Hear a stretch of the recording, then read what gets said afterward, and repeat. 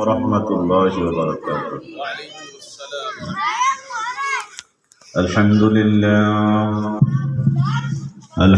لله نحمده ونستعينه ونستغفره ونعوذ بالله من شرور أنفسنا.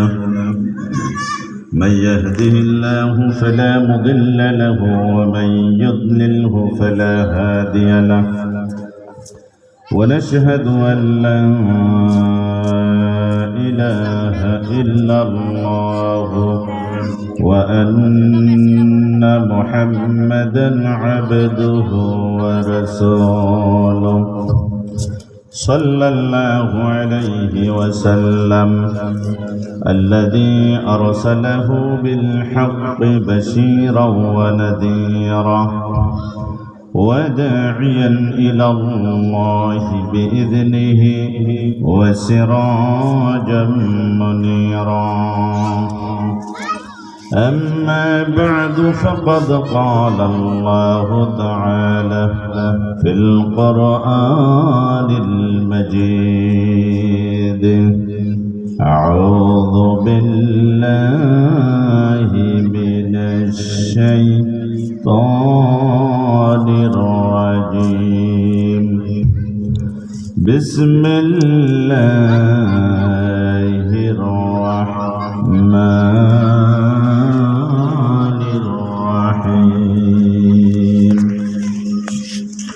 وآتوا النساء صدقاتهن نحلة. وقال رسول الله صلى الله عليه وسلم: الدنيا كلها متاع وخير المتاع الدنيا المرأة الصالحة.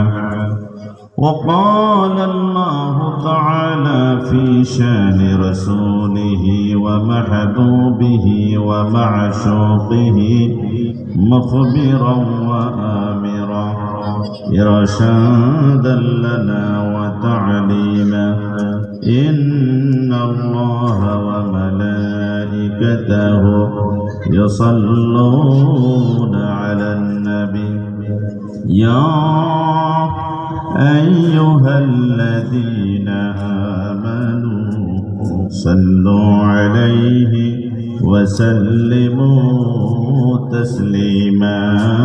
اللهم صل على سيدنا مولانا محمد وعلى آل سيدنا مولانا محمد.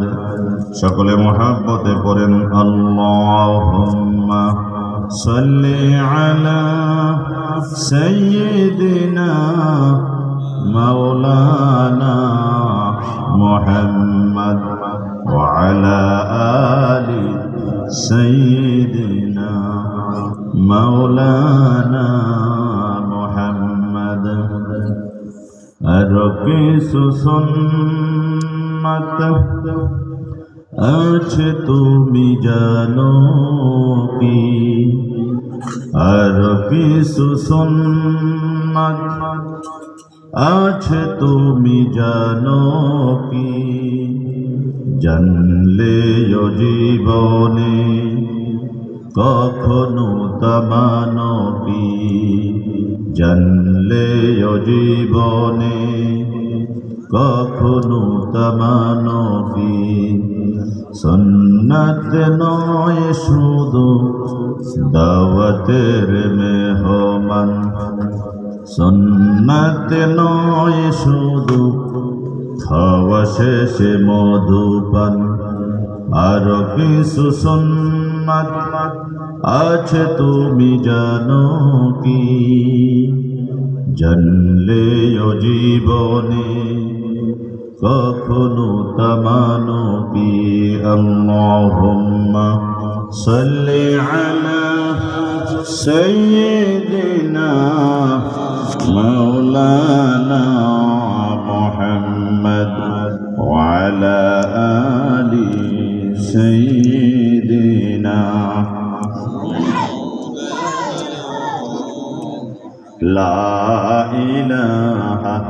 ইল্লাল্লাহ লা ইলাহা ইল্লাল্লাহ লা ইলাহা ইল্লাল্লাহ লা ইলাহা ইল্লাল্লাহ লা ইলাহা ইল্লাল্লাহ লা ইলাহা ইল্লাল্লাহ লা ইলাহা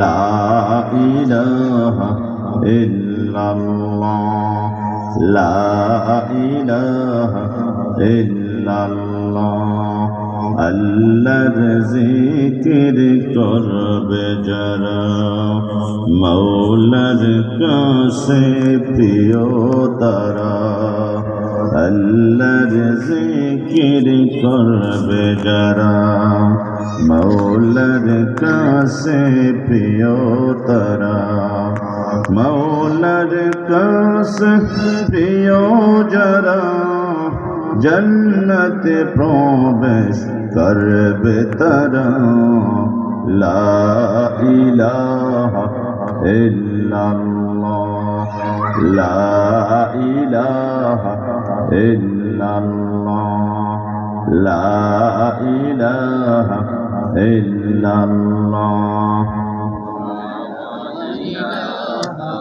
ইল্লাল্লাহ লা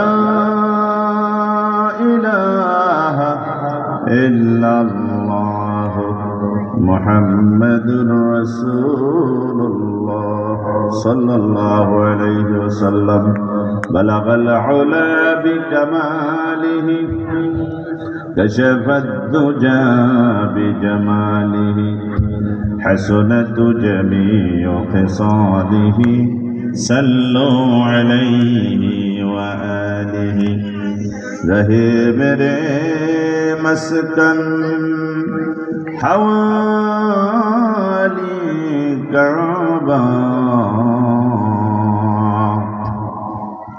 रहे मेरे मस्कन हवाली काबा बने मेरे मदफन ديار مدينة بلغ العلا بكماله كشف الدجى بجماله حسنت جميع خصاله صلوا عليه وآله الحمد لله বারুর বাজার কেন্দ্রীয় জামে মসজিদের উদ্যোগে 13তম বার্ষিক ওয়াজ ও দোয়ার মাহফিলের সম্মানিত সভাপতি ইঞ্জিনিয়ার মোহাম্মদ ফারুক হোসেন সরকার জোয়েল সাহেব, ঢাকা। অত্র মাহফিলের সম্মানিত মেহমান বিশিষ্ট ইসলামী চিন্তাবিদ প্রখ্যাত মুফাসসিরে কোরআন আলহাজ হযরত মাওলানা মুফতি জুবায়ের আহমদ সাহেব, খতিব এজিবি কলোনি জামে মসজিদ, মতিঝিল, ঢাকা। অর্থ মাহফিলের সম্মানিত মেহমান বিশিষ্ট ইসলামী চিন্তাবিদ বলিষ্ঠ কণ্ঠস্বর মাওলানা মোহাম্মদ দেলোয়ার হোসেন জাফরি, ইসলামী আলোচক বিটিভি ওয়াল, RTV, বাংলা ভিশন, বাংলাদেশ বেতার, ঢাকা। উপস্থিত আছেন হযরত মাওলানা মুফতি আব্দুল জলিল সাহেব, উপস্থিত হযরত মাওলানা ফারুক হোসাইন সাহেব এবং উপস্থিত অত্র মসজিদের সম্মানিত ইমাম ও খতিব হযরত মাওলানা মোহাম্মদ মাহবুবুর রহমান সাহেব সহ সম্মানিত প্রধান অতিথি, প্রধান মেহমান, বিশেষ অতিথি, আমন্ত্রিত অতিথিবৃন্দ ও মুরব্বিন এজাম, যুবক ভাইরা, পর্দার আড়ালের মা বোনেরা, সকলকে আমি অন্তরের অন্তঃস্থল থেকে মোবারকবাদ জানাই, ধন্যবাদ জানাই। আল্লাহ রাব্বুল আলামিন যেন আমাদের সকলকে আজকের মাহফিল থেকে কিছু নসিহা শুনে আমল করার মতো তৌফিক দান করেন, আমরা সকলে বলি আমিন। সম্মানিত উপস্থিতি, আজকের এই মাহফিলে যারা টাকা পয়সা দিয়েছেন, যারা পরিশ্রম করেছেন, আল্লাহ যেন প্রত্যেকের মা বাবা, দাদা দাদি, নানা নানি যারা কবরে আছে তাদের কবরগুলি জান্নাতের টুকরা বানিয়ে দেন, আমিন বলেন। আমরা মাহফিল করার একটা উদ্দেশ্য হলো যে কবরবাসী কিছু সওয়াব পাবে, আর আমরা যদি কিছু আলোচনা শুনে আমল করতে পারি। আর কোনো নিয়ত আছে? অন্য কোনো নিয়ত থাকলে কি হবে না? সওয়াব হবে না, লাভ হবে না। বুখারী শরীফের প্রথম হাদিস, ইন্নামাল আমালু বিন্নিয়াত, নিয়তের উপরে সবকিছু তার আমলের সওয়াব নির্ভর করে। তত্র মসজিদে যারা শুরু থেকে এই পর্যন্ত জায়গা দিয়েছেন, টাকা পয়সা দিয়েছেন, পরামর্শ দিয়েছেন, কষ্ট করেছেন, আজ যারা কবরে আছেন আল্লাহ তাদের কবরকে জান্নাতের টুকরা বানিয়ে দেবে, আমিন বলেন। এই মসজিদে এখন যারা নিয়োজিত আছেন, ইমাম সাহেব, কমিটি সদস্যগণ, মুসল্লিগণ, আল্লাহ সবাইকে হায়াতে তাইয়্যিবা দান করুক, আমিন। মসজিদের যত কাজ আছে, যত সমস্যা আছে, আল্লাহ যেন সমাধানের ব্যবস্থা করেন, আমিন। আজকের মাহফিল যতক্ষণ চলবে মানুষ যেন সুন্দরভাবে আলোচনা শুনে আমল করতে পারে, আল্লাহ তৌফিক দান করুক, আমিন। সম্মানিত মুসল্লিগণ, মাহফিলে বসতে পেরে আপনারা খুশি না বেজার? তো জোরে বলেন আলহামদুলিল্লাহ। ইমানদারের একটা গুণ হলো তারা যখন কোনো আপদ বিপদ আসে, সমস্যা আসে, যদি আপনি প্রশ্ন করেন ভাই কেমন আছো, বলবে আলহামদুলিল্লাহ। কি বলেন? ইমানদারের একটা গুণ হলো যতই সে কষ্টে থাকুক কি বলবে? আলহামদুলিল্লাহ। আর যখন ইমানদার আনন্দে ভরে তখনও প্রশংসা করে কার? আল্লাহ। আলহামদুলিল্লাহ বলেন।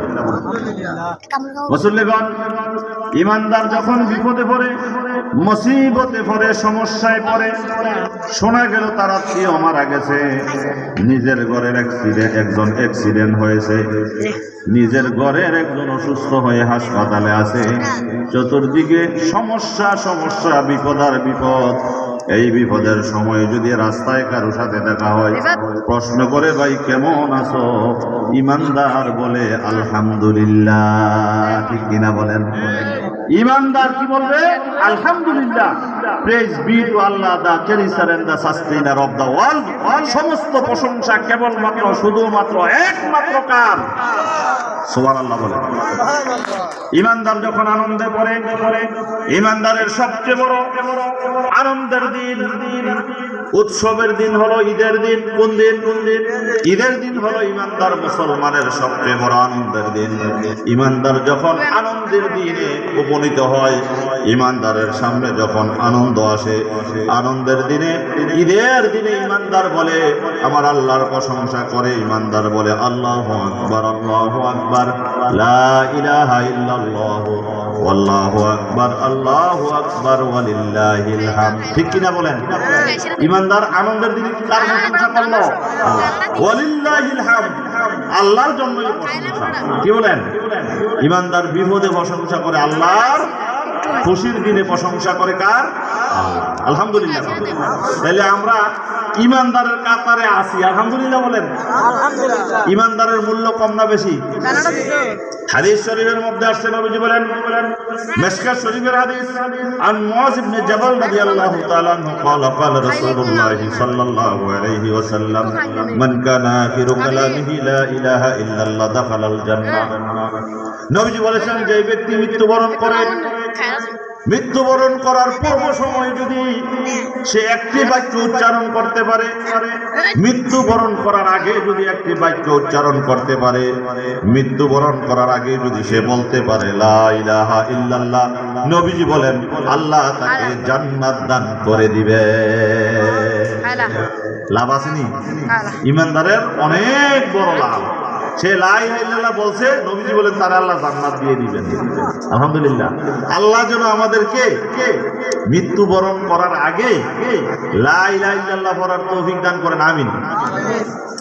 মরণ থেকে বাঁচার রাস্তা আছে নাকি? যতই চেষ্টা করেন কোনো লাভ হইতে না, মরতেই হবে। এখন থেকে 50-60 বছর পরে এখানে যারা আছেন অনেকে থাকবে না, অনেকে চলে যাবে কবরে, ঠিক নেই?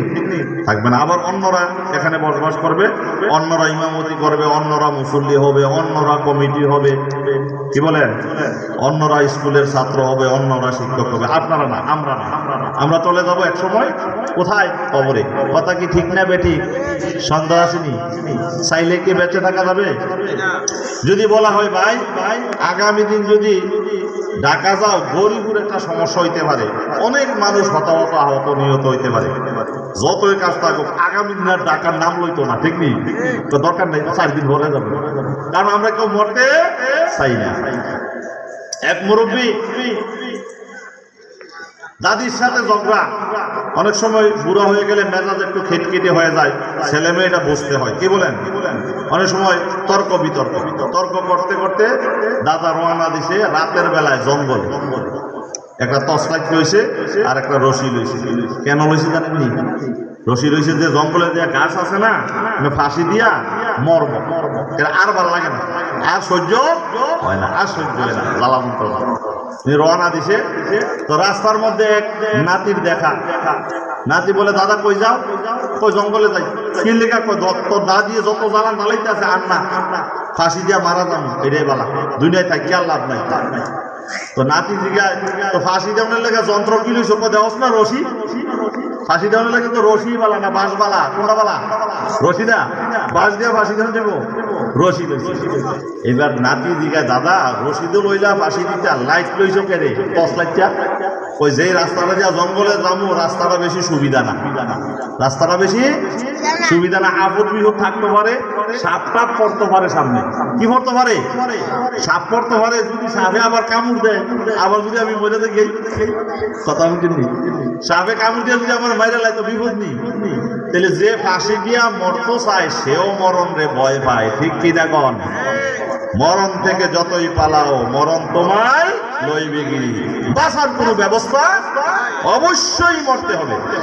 আল্লাহ বলেন আইনামা তাকুনু ইউদরিকুমুল মাউত ওয়ালাউ কুনতুম ফি বুরুজিম মুশাইয়াদা। তুমি যদি অট্টালিকার ভিতরে থাকো, দুনিয়ার কেউ যদি কুমিল্লাতে 10 তলা বিল্ডিং বানায় বিল্ডিং এর মাঝখানে, একবারে মাঝখানের রুমে অবস্থান করে, আর যদি বলে এখানে আজরাইল আমারে খুঁজে পাবে না, পাইবনি, আমি বিল্ডিং এর মাঝখানের রুমটাত আছি, চতুর্দিক দিয়া তালা দেওয়া আছে, দরজা বন্ধ আছে, জানালা বন্ধ আছে, আজরাইল আমারে খুঁজে পাবে না, বলেন পাবে কিনা? ওই জায়গায় আজরাইল যায়া যার তার জানটা সময় মতো কবজ করবে, 1 সেকেন্ড আগেও করবে না, 1 সেকেন্ড পরেও করবে না। আল্লাহ বলেন লা ইস্তাগফিরুনা সাআতান ওয়া লা ইস্তাকদিমুন। 1 সেকেন্ড আগেও হবে না, পরেও হবে না, সব সময় নির্ধারিত সময় তার মরণ হবে। Time and time wait for none. সময় কারোর জন্য, মৃত্যুর সময় চলে আসবে, আপনাকে জিজ্ঞাসা করে আসবে না। আজরাইলে বলবনি বলে কিও আইতাম নিও আজকে মরণের ব্যাপারে, না আরো 4 দিন পরে আইতাম, জিজ্ঞাসা কাউকে। শুধুমাত্র একজনের কাছে অনুমতি নিয়েছিল আজরাইল ঘরে ঢোকার আগে, ওই একজনকে আমাদের প্রিয় নবী রাহমাতুল্লিল ওনার কাছে অনুমতি নিয়েছিল। আজরাইল বলছেন আমি আগেও কারো কাছে অনুমতি নেই নাই, পরেও নেব না, শুধুমাত্র কেবলমাত্র আখিরি নবী, শ্রেষ্ঠ নবী, সাইয়্যিদুল মুরসালিন, শাফিউল মুসলিমিন রাহমাতুল্লিল আলাইহি আপনার কাছে অনুমতি চাইলাম, সুবহানাল্লাহ, আর কারো কাছে আমি অনুমতি চাই না। তাহলে সময় মতো আজরাইল হাজির হবে, ঠিক কিনা বলেন? সম্মানিত মুসলিমান, আল্লাহ পাক এই দুনিয়াতে মানুষ এবং জিন পাঠাইছে ইবাদতের জন্য। কিসের জন্য? ইবাদতের জন্য। তাহলে যারা ইবাদত করে না তারা আসলে মানুষ না, যদিও দেখা যায় মানুষ, আসলে তারা মানুষ না। আল্লাহ মানুষ পাঠাইছে ইবাদতের জন্য, জিন পাঠাইছে ইবাদতের জন্য, ঠিক কিনা? আল্লাহ বলেন ওয়ামা খালাকতুল জিন্না ওয়াল ইনসা ইল্লা লিয়াবুদুন। জিন এবং ইনসানকে আমি পাঠাইছি, তাদের একটি কাজ, তারা করবে আমি রাব্বুল আলামিনের ইবাদত। কি করবে? আর পৃথিবীতে মানুষ তারা যা আছে সবকিছু করবে মানুষের খেদমত। কি করবে? আপনি একটা মোরগ, তারে আপনি কি করেন? জবাই করতে চেষ্টা করেন, তারে ধরতে চান, সে পালিয়ে যায়। এই জিন্দা মুরগ দ্বারা আপনি জবাই করে রক্ত বের করেন, তারপরে তারে রান্না বান্না আগুনে জ্বালাইয়া পোড়াইয়া ছাই কইরা তারে আপনি খান, আপনার গুনাহ হয় না। কারণ কি? আপনি আল্লাহর বান্দা মানুষ, আপনি করবেন আল্লাহর ইবাদত। আর মোরগ, মুরগি, গরু, ছাগল, বাঘ ভাল্লুক সব করবে আপনার খেদমত। সুবহানাল্লাহ।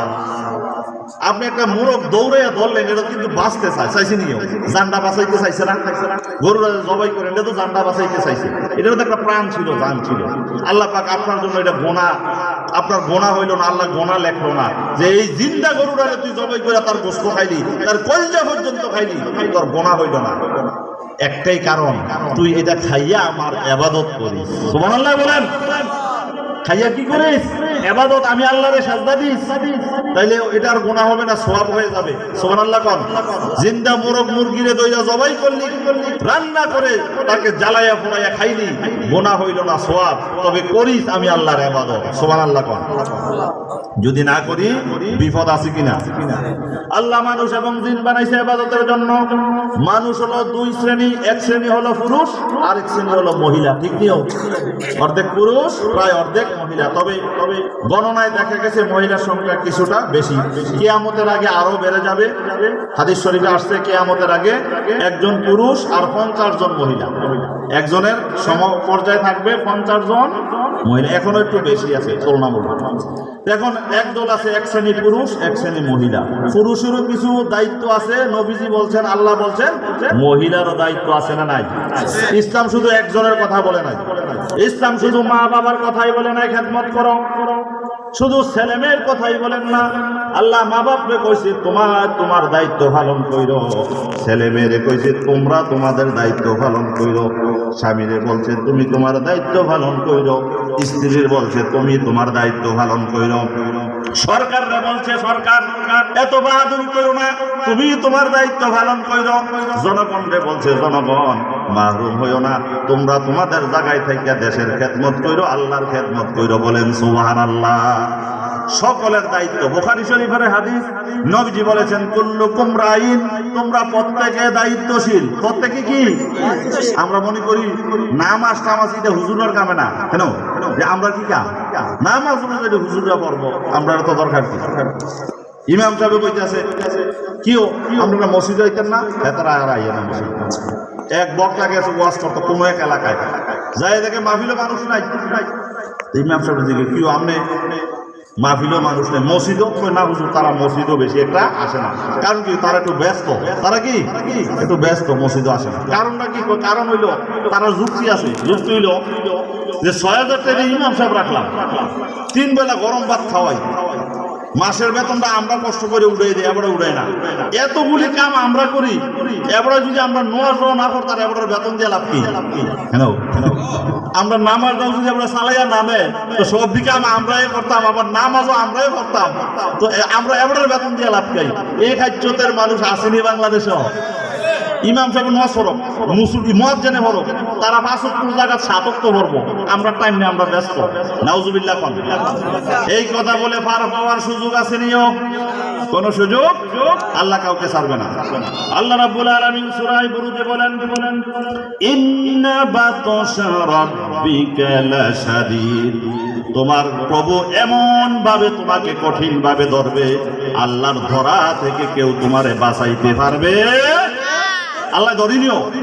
সারা দেশের মানুষকে আল্লাহ এত জুলুম, এত নির্যাতন, এত মারামারি, এত কাটাকাটি আল্লাহ বিচার করতা না?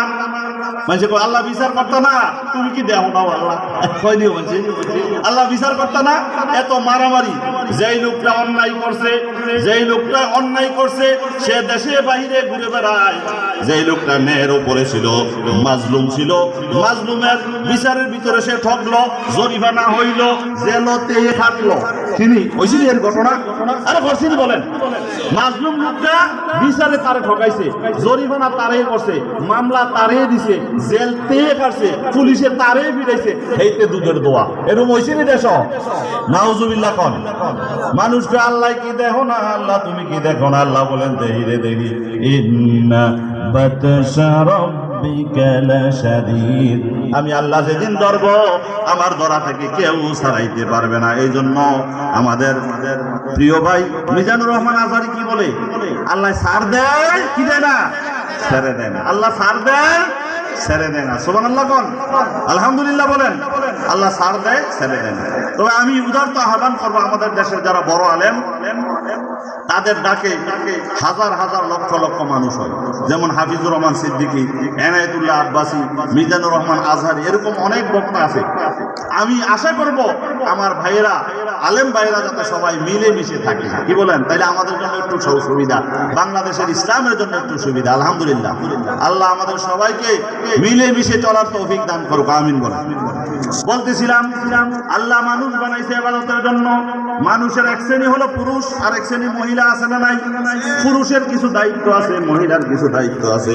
পুরুষের আমি আজকে আপনাদেরকে পুরুষের 19টা দায়িত্ব আলোচনা করবো। আল্লাহ তৌফিক দেব, আমিন কোন। কয়টা? 19টা। এই সময় আছে, আল্লাহ রাব্বুল আলামিন তৌফিক দান করুন। পুরুষের 19টা কাজ, শুধু মহিলার কাজ পুরুষের কি নাই? এক লোক ব্যয়ের সাথে ব্যয়, আরেক ব্যয়ের সাথে মাহফিলও গেছে। হুজুরে কইতে যায় নামাজ পড়বেন মিয়ারা, 5 ওয়াক্ত নামাজ ফরজ ফরজ ফরজ। ব্যয় কইও আসলে কি নামাজ ফরজ নাকি? ব্যয় দিয়ে জিজ্ঞাসা কহ ফরজ দাও। আমি আর বললাম করলাম না, নামাজ বলে ফরজ, কহ নামাজ ফরজ। আপনি তো ওয়াজও জান না, ওয়াজও গেলে না শুনতেন নামাজ ফরজ। নামাজ ফরজ তো আমরা ঘরের মহিলা দি পড়ে না, ঘরের বেড়ি দি পড়ে না, আমার বউ দি পড়ে না, তো বেয়াই দিকে আমনে পড়িনি, মানে আমি পড়ি না বলে হেটা কথা না। ঘরের মহিলাই পড়তো না, নামাজ বলে ফরজ। এই মহিলা সংসার করে কেমনি? সব দোষ মহিলার, সব দোষ হুজুরার। এরকম আছে না নাই? সব মহিলারে পাইছে, সব দোষ মহিলা। মহিলা করে নামাজ পড়ে না, মহিলা এটা করে না, নিজে করে না। নাউজুবিল্লাহ কোন। পুরুষের 19টি দায়িত্ব। 1 নাম্বার দায়িত্ব হলো হুসনুল মুআশারা, তার সাথে সৎভাবে বসবাস করা। আল্লাহ পাক সূরা নিসার 19 নং আয়াতে আল্লাহ বলেন, ওয়াশিরুহুন্না বিল মা'রুফ, তাদের সাথে সুন্দরভাবে সৎভাবে ব্যবহার করো, বসবাস করো। ফাইন কারিহতুমুহুন্না ফাআসা আন তাকরাহু শাইআন ওয়া ইয়াজআলাল্লাহু ফীহি খায়রান কাসীরা। তুমি হয়তো এমন একটা জিনিস পছন্দ করো না, এমন একটা জিনিস অপছন্দ করো, হয়তো হতে পারে এর ভিতরে কল্যাণ রয়েছে, এরকম হতে পারে। বলেন সুবহানাল্লাহ। আমি পছন্দ করি না, কিন্তু এর ভিতরে কল্যাণ আছে না নাই? কথা বুঝছেন? আমি মনে করি যে বৃষ্টি হইলে মনে হয় ক্ষতি, আমি একজনের ক্ষতি আরো 1000 জনের উপকার হইতে পারে, কি বলেন? হয়তো আমি মনে করি একরকম, আল্লাহর ফায়সালা আরেক রকম। সুবহানাল্লাহ কোন। قال رسول الله صلى الله عليه وسلم, তিরমিজি শরীফের 3895 নং হাদিস, নবীজি বলেন, খায়রুকুম খায়রুকুম লি আহলিহি, ওই পুরুষটাই সবচেয়ে ভালো, ওই পুরুষটাই সবচেয়ে সম্মানী, যেই পুরুষ লোকটা তার স্ত্রীর কাছে সম্মানী। বলেন সুবহানাল্লাহ। ওই পুরুষ লোকটাই সম্মানী, যেই লোকটা তার স্ত্রীর কাছে সম্মানী। তার কারণ হলো পৃথিবীর সবাই আপনার বাহিরের অবস্থা জানে, আপনি কেমন। স্ত্রী ভিতর বাহির সকল খবর জানে। স্ত্রী যদি বলে আমার স্বামী সম্মানী, আসলে আপনি সম্মানী। সুবহানাল্লাহ বলেন। নবীজি বলেন, ওয়া আনা খায়রুকুম লি আহলি, আমি নিজে, আমি রাসূলুল্লাহ, আমি আমার স্ত্রীর কাছে সম্মানী, আমার স্ত্রীরা আমি রাসূলুল্লাহর সম্মানী মনে করে। বলেন সুবহানাল্লাহ। তারা আমাকে ভালো মনে করে, আলহামদুলিল্লাহ বলেন।